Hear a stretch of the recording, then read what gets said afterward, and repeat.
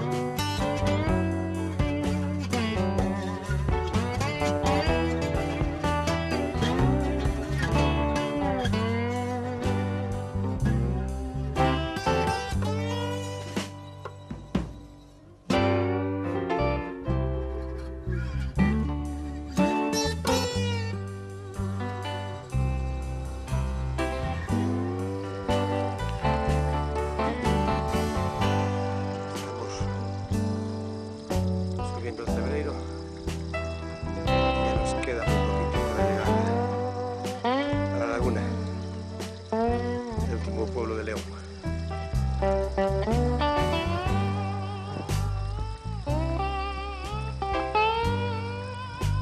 Ahí abajo ponía un cartel en el suelo: bar, 1500 metros.